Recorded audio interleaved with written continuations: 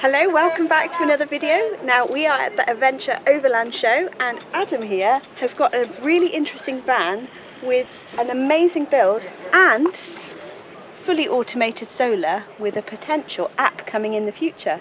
So let's take a look in his amazing van. I see what you mean about the resin worktops. Yeah. They're amazing. That was literally just with a paintbrush. Just dabbing it with a paintbrush, and that's what it came out like. So. You have to speak louder. Shout louder! Yeah, it was done with a paintbrush, and it came out like that with that pattern. So you were saying that this was done in situ, wasn't it? But the tabletop we you done did that outside. That's right. Yeah. Any particular reason why you chose the red? Well, I did because I bought these seats off of eBay. Yeah. And I thought, do you know what? It was literally because of the red panel in the seats. I thought, well, let's match that, and we'll do some other red to try and break it up a little bit. It goes really nicely with the grey as well. I think the dark, the contrast between the dark and the red, I think it just works. So. Nice. But I'm still to do that seat, so that the guys that actually done the upholstery on the seats, I'm going to get them to do the same. The backrest. Like fitted to the board. Yeah, absolutely. Yeah. So the bum pads and the backrest. Bum pads. Bum pad. So it all matches. Cool. Yeah, that would be really nice. That's the intention, but it's still a work in progress. There's still lots to do. No, As they say, it's they're projects that are never finished, aren't they? That's it. Always on the go. How do you find the fitted blinds? The Remis blinds, the famous Remis blinds, the tissue paper blinds, yeah. Do they so break quite easily? they haven't done yet, but they are very, very flimsy. Wondered that. Would I spend that sort of money again? Probably not. Ah, interesting. Yeah. Because Jake, who's got the long wheelbase sprinter, they're looking at them right now. And he was saying, "What do you think?" Yeah, they're good, they're fine, they're easy, they're quick, they're neat, they're out the way. They do rattle when you're driving along with the windows open, so they've got a bit of a rattle going on there, which I need to try and cure, maybe with a bit of silicone. Okay. What, the housing itself rattles when they're back? So all they are is screwed in at 3 or 4 points. So there's with the plastic as you're going along. It just reverberates. Yeah. So I think if I can put a bead of silicone around there, that might actually seal it up and stop it bouncing around a bit. Cool. But apart from that, I like them. They're okay. They are just made quite cheap, really. Yeah. I think for the amount of money you spend on over £600 for a set of blinds, That's a lot. it's a lot of money for paper. for what it is. Yeah. It's very overpriced. But the top one was my first attempt at the touchscreen Victron. Oh yeah. It's like home hub. Which I scrapped, and I've actually got the Servo GX now. So so that's just blank. Yeah, that's blank. I've got to change that for the new touchscreen, which I'll do eventually. And the bottom one is the alarm system for the van. Oh right, okay. So you can control it from there. Yeah. And then what's this one? That is connected to the alarm as well, so that's a smoke detector. So if I'm away from the van, my alarm system's connected to my phone, so that will send me a text message and tell me your van's on fire. On fire! Run! Yeah. What do I want to say first? Yeah. Oh, my laptop. Yeah. Hide that somewhere safe. Yeah. Do you want to come round and have a look, or can you get in? Got really, really high bed. That's even higher than ours, isn't it? Yeah. Like have a running jump. Yeah. That's a lot higher. Yeah. Yeah. It's interesting when you've had a few. How do you get up? I kneel on the side. Oh right. Did you plan that? No, it just worked. I'm just like expecting a step to be like there, but no. Yeah, I can kneel and get straight up in there. That's not a problem. Lots of storage underneath though, eh? Lots of storage, yeah. I can get 2 mountain bikes under there. I've got 250 litres of water on that side. Cool. And I've got 400 amps of lithium that I've built myself on this side, as well as all the Victron kit. Slide it open, yeah, absolutely, yeah. So if you flick the light on, flick the light on at the top and in the middle. No, at the vent. Oh yeah, sorry. This way. There we go. That's nice. That's very fancy. Did you come up with that? So I copied Greg Virgo's, semi-copied Greg Virgo's design on that one. He did the same sort of thing, but mine's going round the fan and made a hole for the fan.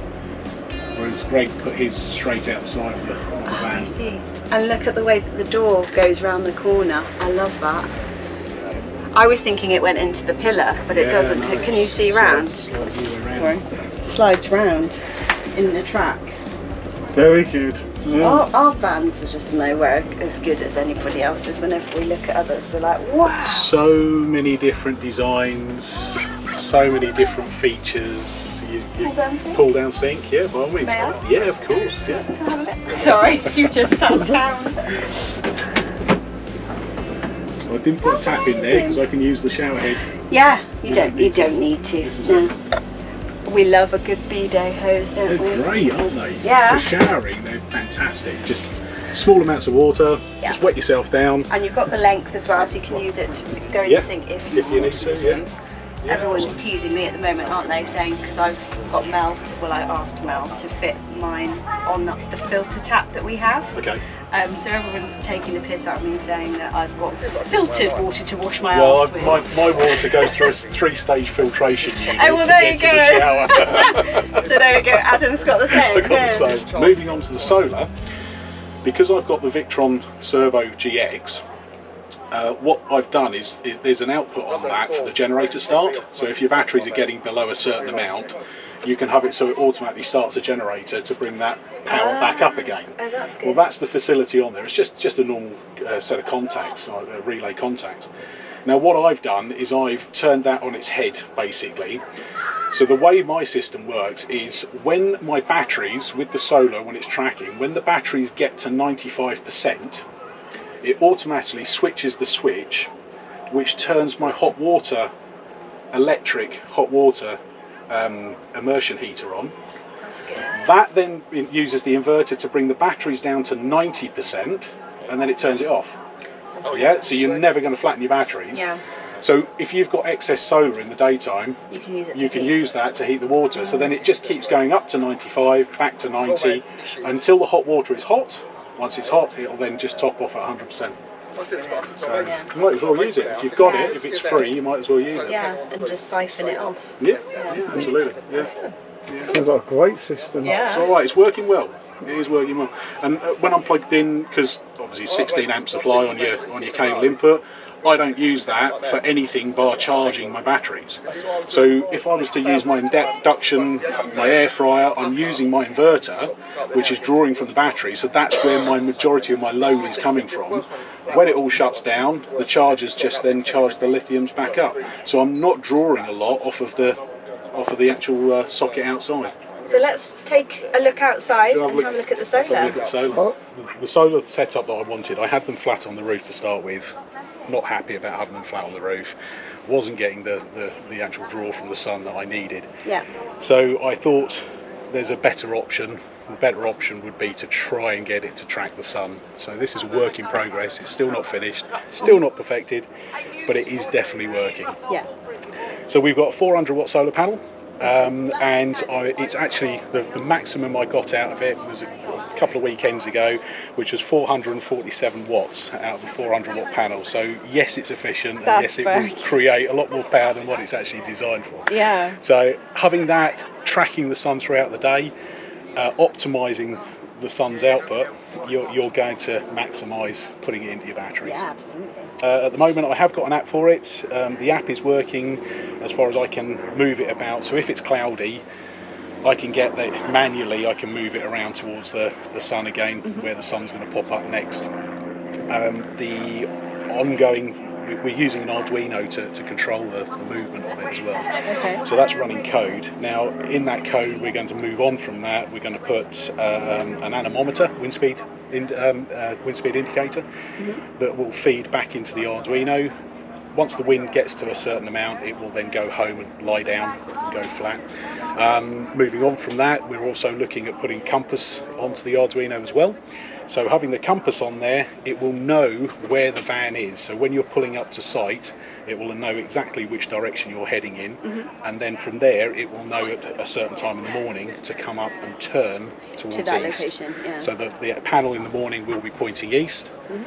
Hopefully track the sun throughout the day if the sun's there. If it's cloudy in the morning, at that point it will know, say midday, it knows it's got to be pointing south, so at that point it will manually come round to south if there's no sunlight, and then it will just keep going round throughout the day until it picks up the sun. Once it picks up the sun, it will then level out and follow it for as long as the sun's there. Awesome. So do you have to press a button when you set up? Say for instance you just rock up, do you then put it on to go, as it were? So at the moment I'm having to do that. I'm having to manually put it to east in the morning, and then when it's automated? So moving on, this is it. Once it's automated, I'm hoping that all I need to do is pitch up, push a button. It will stay in situ until the morning. There's no point in having it up through the night, just in case the wind picks up. It's very, very quiet in operation, but if you're in bed asleep, you might hear it. So instead of that, it might as well lay down until the morning sun comes up. It'll then turn and then follow it, hopefully. Amazing. Oh, and you also mentioned that you were thinking about doing multiple panels. Yeah, so again, for the winter, mainly for the winter, we need to try and maximise that solar output for the winter. Short days, because I'm all electric, I need that power. Yeah. So thinking about that, 3 panels, which will slide out. Again, using the anemometer, if the wind gets up to a certain amount, they can slide in to reduce the sail effect. And then if it goes up to the next level, it will then go home and lay down. Okay. So, and just a quick question, because I'm not quite sure how it will work.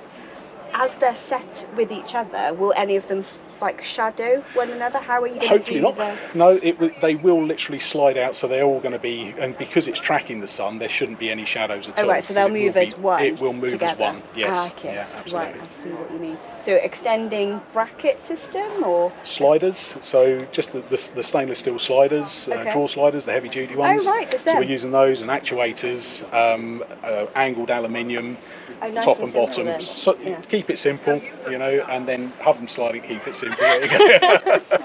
Have them slide out, and it should work fine. But as I say, it's still a work in progress. Yeah. Oh, we'll have to trial and error, I think. Yeah, we'll have to check up and see how you get. Oh, look! It's literally moved. It's moved. Yeah. There you go. That's awesome.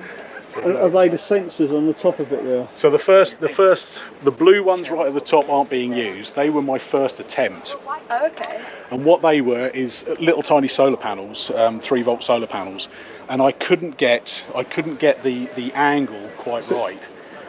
For the obviously it's differentiating between the top and bottom panel to make the difference. It wasn't working quite right. Nice 3D printed, spent quite a bit of time on it, but anyway, that didn't work.